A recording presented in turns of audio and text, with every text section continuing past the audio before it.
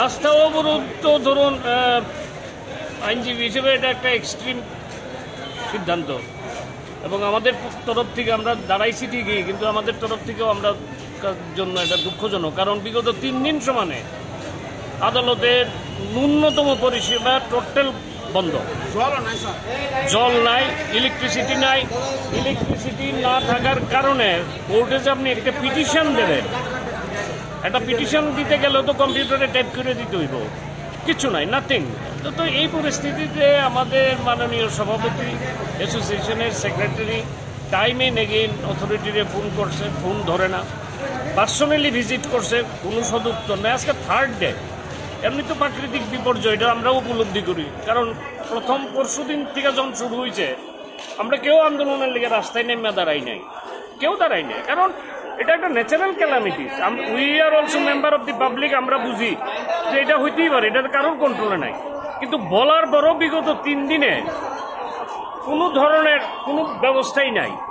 তো এই কারণে বাধ্য হয়ে প্রশাসনের দৃষ্টি আকর্ষণ করার জন্য আমরা আজকে রাস্তায় দাঁড়াইছি, সো দ্যাট বিদ্যুৎ দপ্তর যথাযথ রিড্রেসের জন্য আগায়।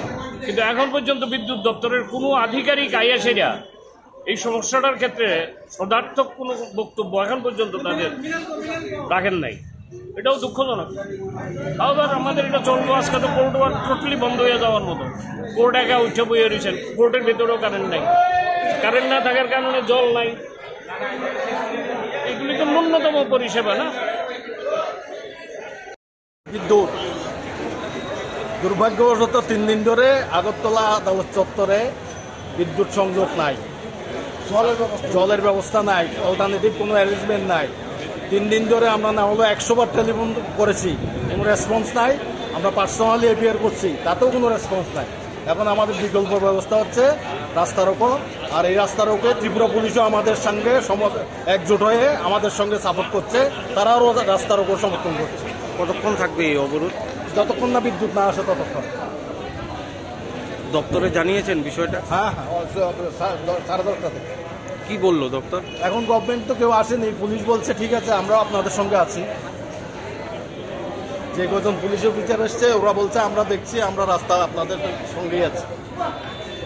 হচ্ছে না, কালকেও কাজ করা যায়নি, আজকেও কাজ হচ্ছে না। সকাল থেকে দেখা যাচ্ছে কারেন্ট নেই আমাদের এখানে, কম্পিউটার সব বন্ধ, জেরক্স সব বন্ধ।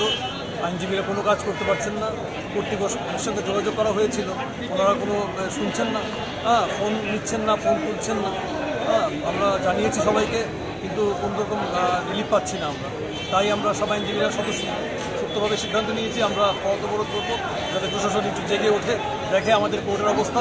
এখানে কারেন্ট নেই, কোনো কাজ করতে পারছে না আইনজীবীরা, তার জন্য আমাদের কতদিন ধরে কারেন্ট নেই? প্রায় 3 দিন হলো। আজ দপ্তর কারেন্ট ছিল না, আজকেও কারেন্ট নেই। মানে দপ্তরে জানিয়েও কোনো দপ্তর ফোন তুলছে না, কিছু করছে না। যোগাযোগ করা হয়েছিল, ওনারা কোনো উত্তর দিচ্ছেন না আমাদের।